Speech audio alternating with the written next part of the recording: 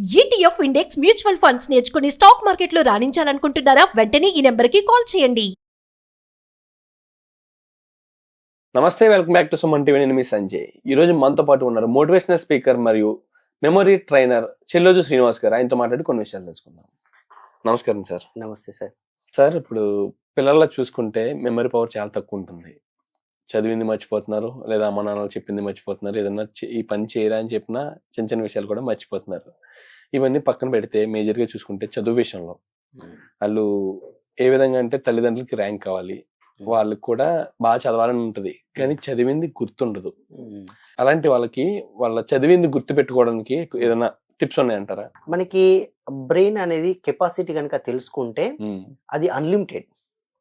అంటే ఒక్కొక్క neuron computer తో సమానం. ఓకే. అంటే ఇక్కడ మనకు బిలియన్స్ ఎబో, అంటే మనకు అంత న్యూరాన్స్ ఉండి అన్నప్పుడు ఎంత అంటే అంత నేర్చుకోవచ్చు. అంటే ఎన్ని సూపర్ కంప్యూటర్ మనలో ఉన్నాయి అన్నట్టు.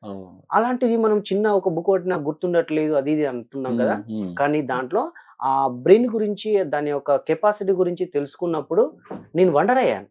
నేను కూడా అరే ఇది తెలుసుంటే నేను ఫస్ట్ నుంచి ఇలా చదివేవాడిని అలా అనుకున్నాను. కానీ అప్పటి వరకు మనకు చెప్పేవాళ్ళు లేరు. ఎందుకంటే చదవండి చదవండి అని అంటారు తప్ప అది ఎలా చదవాలి చెప్పరు, ఎలా గుర్తుంటదని చెప్పరు. కాబట్టి దీనికి ఒక మనకి ట్రైనర్ జయసింహ గారు ఉన్నారు. మరి ఆ జయసింహ గారి దగ్గర నేను నేర్చుకున్నాను ఎక్సలెంట్ అన్నాడు, అంటే వరల్డ్ గిన్నీస్ రికార్డు హోల్డర్. అలాంటిది అప్పుడు నేర్చుకున్న తర్వాత వండర్ అనిపించింది. నేను టీచ్ చేసేటప్పుడు కూడా నేను బుక్ లేకుండా కూడా చెప్తాను.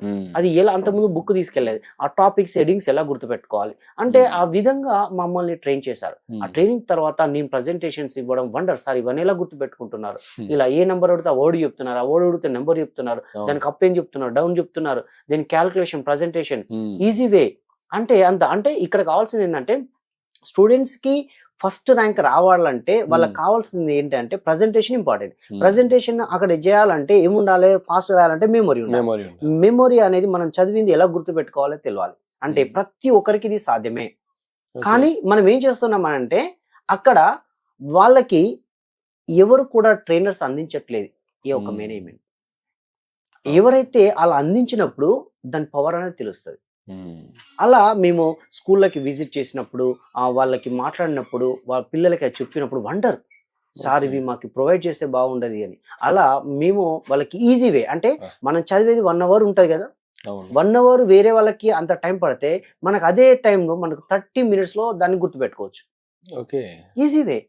దెన్ మళ్ళీ మనం చదివే విధానం ఏంటి చెప్తాం మేము అందులో. చదివే విధానం ఏంటి, అసలు చదివిన దాన్ని ఎలా గుర్తు పెట్టుకోవాలో చెప్తాం ట్రైనింగ్ లో. తర్వాత మైండ్ ఎట్లా సెట్ చేసుకోవాలో చెప్తాం. స్మార్ట్ వర్క్ ఏంటిది, నువ్వు చదువుతా అంటే కూడా ఇంట్రెస్ట్ అనిపిస్తా ఉంటది. కొందరు అబ్బో నువ్వు చదవాలంటే బోర్ అనిపిస్తా ఉంటది. కొందరు హాస్టళ్లలో ఉండి మనం చదువుతా ఉంటారు, బోర్ గా ఫీల్ అవుతా ఉంటారు. అంటే కారణం ఏంటంటే దాని గురించి తెలియదు, ఇలా పట్టి చదివేసరికి ఇలా అయిపోతుంటారు. అంటే మనకి ఏమైతుంది అక్కడ కారణం ఏంటంటే బ్రెయిన్ కి ఫీడింగ్ ఇవ్వాలి. ఏమి ఇవ్వాలి ఫీడింగ్, ఓకే అలాంటిదే ట్రైనింగ్ లో ఇస్తా ఉంటాం. కాబట్టి ఈజీ వేగా మనం గుర్తుపెట్టుకోవడానికి చాలా టెక్నిక్స్ ఉన్నాయి. లొకేషన్ మెథడ్ అని, సబ్స్టిట్యూషన్ మెథడ్ అని, ఫనెటిక్ మెథడ్ అని, ఇలాంటివి ఉన్నాయి. ఆ మెథడ్స్ ఒక్కొక్క దానికి ఒకటి. అంటే హిస్టారికల్ మన ఇయర్స్ ఎలా గుర్తుపెట్టుకోవాలి, అదే ప్రిన్సిపల్స్ ఎలా గుర్తుపెట్టుకోవాలి, చిన్న చిన్నవి. అంటే దాంట్లో ఒక ప్రజెంటేషన్ మనకు టైం ఉండేది ఉంటే మనం 10-15 minutes ఇవ్వచ్చు, కానీ ఆ ప్రజెంటేషన్ కూడా ఇంపార్టెంట్. ఆ ప్రజెంటేషన్ వాళ్ళకి వండర్ అవుతారు అదేంటి అని. కాబట్టి ఇప్పుడు ఫర్ ఎగ్జాంపుల్ కొన్ని వర్డ్స్ ఉన్నాయి, ఆ వర్డ్స్ ని ఎలా గుర్తుపెట్టుకుంటారు. ఫర్ ఎగ్జాంపుల్ మీ నేమ్ ఉన్నది సంజయ్ అని, అంటే నేను అప్పుడు కలిసాను కదా ఎవరిని, అట్లా ఆయన నేమ్ ఏంటి అని అనుకుంటాం.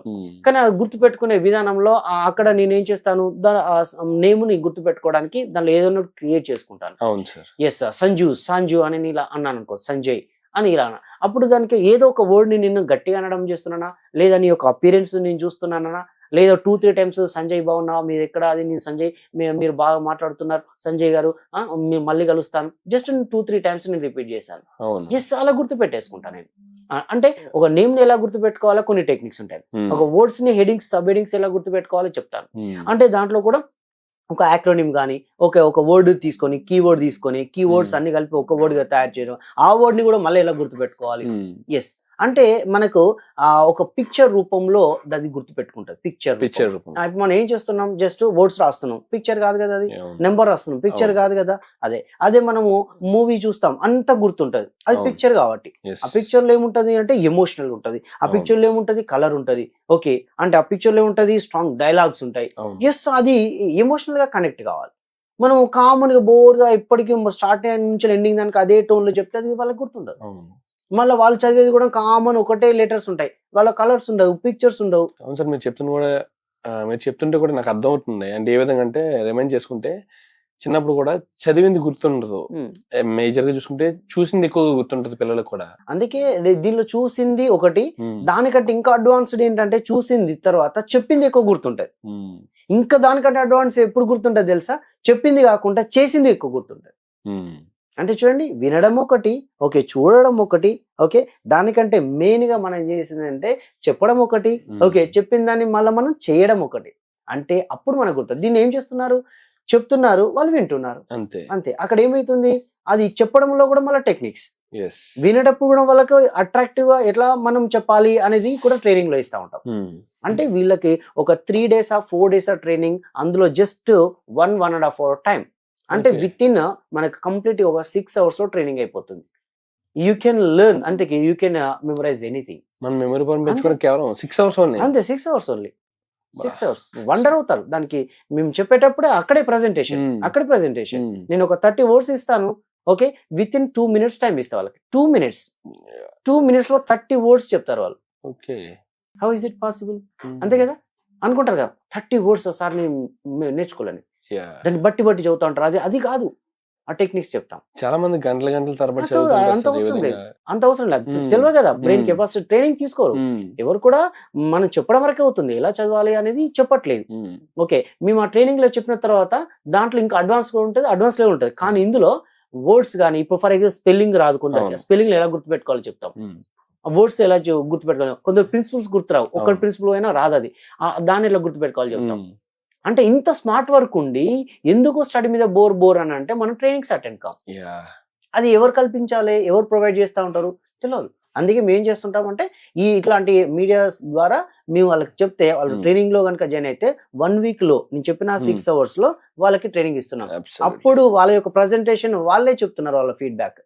ఇంత స్మార్ట్ వర్క్ ఉన్నాక, అంటే ఇంతవరకు తెలియనంత వరకు మనకు అది తెలిసిన తర్వాత ఇంత ఉన్నాక ఎవరు చెప్పట్లేదే అని ఎవరు చెప్పరు. అది అంటే మనకి ఫర్ ఎగ్జాంపుల్ ఒక మొబైల్ తీసుకున్నాం, ఆ మొబైల్ ఏంటంటే దానికి ఒకటి బ్రోచర్ వస్తుంది, ఇది ఎలా వాడాలి, ఎట్లా ఆపరేట్ చేయాలి అనేది. ఇప్పుడు మనం కూడా ఏం చేశాడు, ఓకే, మనం ఉన్నాం ఓ ప్రొడక్ట్ లాగా, ఓకే, ఒక మనిషి, ఓకే, మనం పుట్టాం, మనకు బ్రెయిన్ ఇచ్చిండు, okay, then how to use అనే ఏదైనా ఉన్నదా బ్రోచర్?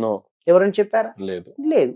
అంతే, అది ఎలా పనిచేస్తుందో మనం చెప్పినప్పుడు, ఇట్లా ఇన్ని రిసీవ్ చేసుకుంటా, ఇంత కెపాసిటీ, నేను ఒక గంట సేపు చదువుతారా, నేను బోర్గా ఫీల్ అవుతున్నా, ఇంత కెపాసిటీ. మరి వివేకానంద గారు ఎలా గుర్తుపెట్టుకున్నారు, అంత కాన్సన్ట్రేషన్ ఎక్కడి నుంచి వచ్చేసింది, ఇవన్నీ కూడా ఉంటాయి. అంటే పిల్లలకు ఫస్ట్ మనం నేర్పాల్సింది ఏంటంటే ఇది మెమొరీ నేర్పినప్పుడు వాళ్ళకు ఈజీగా చదవడానికి గుర్తుంటది, ఫస్ట్ ర్యాంక్ కొట్టడానికి అవకాశం ఉంది. ఎంతసేపు ఇవన్నీ చెప్పకుండా చదవండి, నువ్వు ఫస్ట్ ర్యాంక్ తెచ్చుకుంటలేవు, నువ్వు ఇంతే, నువ్వు ఎప్పుడు నిద్రపోతావు, ఇవి కాదు. వాళ్ళకి ఎలా చదవాలో చెప్పడం లేదు, వర్క్ మనం చెప్పాలి. అందుకే ఇలాంటి వాటికి వాళ్ళని అటెండ్ చేస్తే they will get anything. Absolutely, thank you sir. Me course చాలా మందికి ఉపయోగపడుతుంది సార్. ఏ విధంగా అంటే మీరు అన్నట్టు చూసుకుంటే ఈ కాలేజ్లో కానీ, స్కూల్స్లో కానీ, ఏ ఎడ్యుకేషన్ ఇన్స్టిట్యూట్లో చూసుకున్నా సరే ఎవరు కూడా చదవమని చెప్తారు తప్పితే ఇలా చదవండి, ఇలా గుర్తుపెట్టుకుని ఎవరు నేర్పించే వాళ్ళు ఎవరు లేరు. మాక్సిమం ఎవరికి తెలియదు, వాళ్ళు చెప్పే వాళ్ళకి కూడా మాక్సిమం తెలియదు ఈ విషయం గురించి కూడా. చిన్న విషయమే కానీ ఈ విషయంలో పడి చాలా మంది సూసైడ్ వరకు కూడా వెళ్తున్నారు. ఏ విధంగా అంటే వాళ్ళు చదివింది గుర్తుండక, వాళ్ళ చదివింది గుర్తుండక, వాళ్ళు సరిగ్గా అటెంప్ట్ చేయలేక మార్క్స్ కోల్పోయి ర్యాంకు కొట్టలేకపోవడం, అలా మనస్తాపానికి గురవడం వల్ల చనిపోతున్నారు చాలా. Thank you very much sir. ఈ కోర్సు మీరు చెప్పిన 6 hours కోర్స్ అంటున్నారు, అది కూడా చాలా ఈజీగా అనిపిస్తుంది, నాకు ఎగ్జైట్ కూడా అనిపిస్తుంది. ఒక 6 hours లో ఒక మన మెమరీ పవర్ ఎంత స్ట్రాంగ్ గా పెంచుకోవచ్చు అంటే నాకు ఆశ్చర్యంగా ఉండి తెలుసుకోవాలన్న ఆతృత కూడా కొంచెం ఎక్కువగా ఉంది. ప్రెజెంటేషన్ కూడా ఇస్తాను. Okay, absolutely, thank you very much sir.